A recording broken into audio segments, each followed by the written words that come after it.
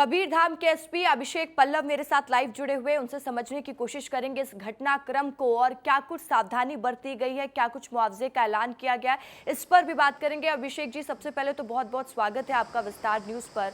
बेहद ही दुखद कवर्धा की ये घटना है और सबसे बड़ा सवाल यही होता है, आप लोगों के लिए चुनौतीपूर्ण भी होता है कि इस तरह की घटनाओं से कैसे बचना चाहिए और कब आपको इसकी जानकारी मिली कि ऐसी घटना हो गई है, फिर तुरंत आपने क्या क्या एक्शन लिया, सर बताइएगा।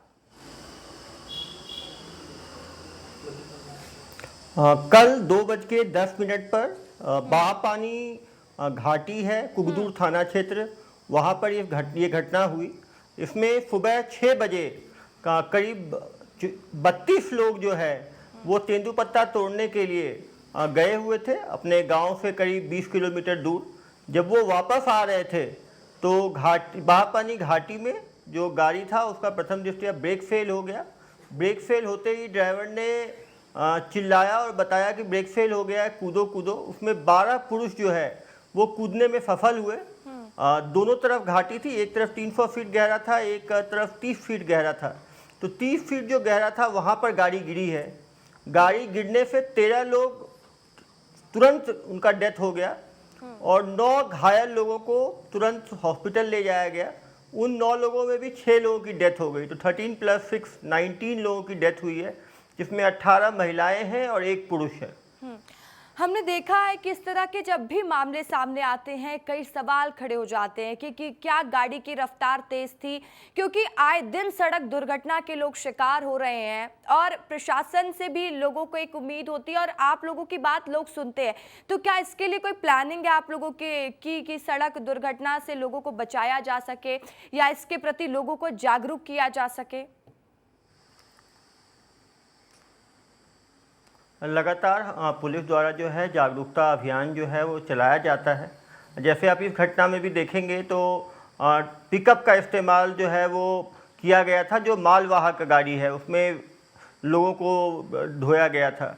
दूसरी बात है कि एक छोटे से पिकअप में करीब 36 लोग बैठे हुए थे। अधिक कम लोगों की संख्या होती तो कूदना भी आसान रहता और जाने भी बच सकती थी। जो गाड़ी की फिटनेस थी वो 2022 में कराई गई थी, 24 में अगस्त में रिन्यू होना था। तो वो तो मैंडेटरी है 2-2 साल का फिटनेस, लेकिन यदि फिटनेस 6-6 महीने या 1-1 साल पे मालिक द्वारा स्वयं कराया गया होता तो भी घटना को शायद बचा जा सकता था। गाड़ी की सर्विसिंग प्रॉपर होनी चाहिए। ब्रेक्स का जो कॉइल है उसको चेक करते रहना चाहिए, क्योंकि ब्रेक फेल एक बहुत बड़ी प्रॉब्लम है। और निश्चित रूप से घाटी में स्पीड कम रखना चाहिए। यदि स्पीड कम रहती तो ब्रेक फेल होने के बाद भी मैनूवरिंग आसान होता।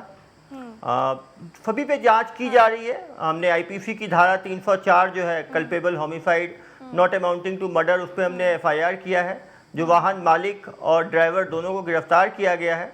लेकिन जैसा आपने कहा कि जागरूकता लोगों तक पहुंचाना और एनफोर्समेंट कार्रवाई करना। हमेशा अपने जागरूकता के लिए जाने भी जाते हैं, आप हमेशा लोगों को जागरूक करते हुए भी नजर आते हैं, इसलिए आपसे उम्मीद है अभिषेक जी। मेरा सवाल एक आपसे ये भी रहेगा कि क्या कोई ठेकेदार इन लोगों को लेकर गया था, जो 32 मजदूर गए थे तेंदुपत्ता तोड़ने, इसको लेकर कोई जानकारी या इस पर आप लोग आगे क्या कुछ कार्रवाई करने वाले हैं? इसको हरा सोना कहा जाता है तेंदुपत्ता तोड़ने। अगर मजदूर वहां तक पहुंचे हैं तो क्या इनके साथ कोई था, क्या इसकी कोई रूपरेखा थी या आगे आप लोग इस पर भी कोई रणनीति तैयार करेंगे? बिल्कुल, फॉरेस्ट डिपार्टमेंट के साथ जो है कोऑर्डिनेट किया जा रहा है, क्योंकि अपने गांव से यदि 25 किलोमीटर दूर तेंदुपत्ता तोड़ने गए थे तो उसका समय, कितने लोग आ रहे हैं, कैसे आ रहे हैं, कैसे वो तेंदुपत्ता को लेके जा रहे हैं। कहीं ना कहीं तेंदुपत्ता के बीच में महिलाएं बैठी हुई थी तो इसीलिए उनको कूदने में मुश्किल आई। तो निश्चित रूप से फॉरेस्ट डिपार्टमेंट के साथ कोऑर्डिनेट करके जब ये घटना हुई है तो इस घटना के सभी बिंदुओं पे सूक्ष्म जांच की जाएगी और कारगर उपाय किए जाएंगे, जिससे कि इस तरह की घटनाओं को फ्यूचर में रोका जा सके। चलिए, इस तरह की घटना को आप लोगों का फ्यूचर में रोकने का प्रयास है, लेकिन आज डिप्टी सीएम भी पहुंचे हुए थे और इस पूरे प्रकरण का जायजा उन्होंने लिया है। और देखिए, इस वक्त जो गांव का माहौल है वो मातम का माहौल है, आप लोग तो वहां तक पहुंचे भी होंगे। क्या मुआवजा, क्या कुछ ऐलान किया गया उन लोगों के लिए? जो एक ही एक्सटेंडेड परिवार है जिसके सभी लोग जो है मृत हुए हैं, घायल हुए हैं, राज्य शासन की तरफ से सभी मृत व्यक्तियों के लिए 5 लाख रुपए और घायल के लिए 50,000 रुपए माननीय मुख्यमंत्री जी ने जो है घोषणा की है। जो प्राइम मिनिस्टर कैलेमिटी फंड है वहाँ से भी जानकारी मांगी गई है, वहाँ से भी उनको मुआवजा मिलेगा, क्योंकि ये तेंदुपत्ता में ये लोग इंश्योरेंस के भी ये लोग पात्र हैं, तो तेंदुपत्ता इंश्योरेंस कंपनी से भी इनको पैसा मिलेगा। जो एक्सीडेंट पे 25-25 हज़ार रुपये सभी मृत को तुरंत रेवेन्यू डिपार्टमेंट से दिया जाता है, वो आज दे दिया गया है। और भी जो विभिन्न स्कीम है जिसके लिए वो पात्र हैं, उन सभी से उनको जो है राहत राशि दिलाई जाएगी। ठीक है अभिषेक वल्लभ जी, आखिरी सवाल मेरा आपसे ही रहेगा। आखिरी सवाल नहीं, मैं आपसे एक रिक्वेस्ट करना चाहूंगी। हम लगातार देखते हैं कि हादसे का शिकार लोग हो जाते हैं, और जैसे कि मैंने पहले भी कहा था कि आप अक्सर लोगों को जागरूक करते हुए नजर आते हैं, ऐसी टिप्स दे जाते हैं लोगों को जिस पर लोग यकीन कर लेते हैं। छत्तीसगढ़ की जनता से क्या कहना चाहेंगे ओवर स्पीड को लेकर, या सड़क दुर्घटना जो लगातार हो रहे हैं उसको लेकर क्या कुछ सावधानी बरतने की बहुत आवश्यकता है हम सबको?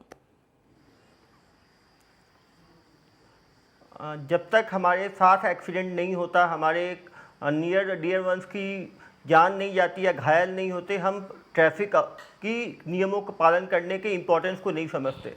ज़रूरी है कि हम एक्सीडेंट को प्रिवेंट करने की तरफ काम करें। सभी लोग ट्रैफिक के नियमों का पालन करें। सबको नियम पता है, लेकिन कहीं ना कहीं उसको हम हल्के में लेते हैं। हमें लगता है हमारे साथ एक्सीडेंट नहीं होगा। एक्सीडेंट किसी के साथ हो सकता है, छोटे बच्चे से लेके बुजुर्ग तक के साथ हो सकता है। आप हेलमेट लगाएं, सीट बेल्ट लगाएं, ड्रंकन ड्राइविंग ना करें, नाबालिगों को गाड़ी ना दें, जो मालवाहक गाड़ी हैं उसमें आप बैठ के ना जाएं। तो यदि हम बेसिक चीज़ों को फॉलो करेंगे तो ट्रैफिक के नियम हम हमारे सुरक्षा के लिए, ज़्यादातर लोग ट्रैफिक पुलिस से बचने के लिए ट्रैफिक नियम का पालन करना चाहते हैं। उन ट्रैफिक पुलिस के लिए नहीं, अपने लिए आप ट्रैफिक नियमों का पालन करें, जिससे कि आप बच सकते हैं। बिल्कुल, तो अपने लिए और खुद की सुरक्षा खुद के हाथ पे होती है। जैसे कि हमको एसपी अभिषेक पल्लव ने भी समझाया कि किस तरीके से ट्रैफिक नियमों का पालन करना चाहिए और इन बातों का ध्यान रखना चाहिए। बहुत बहुत शुक्रिया अभिषेक जी आपका विस्तार न्यूज़ से खास बातचीत करने के लिए।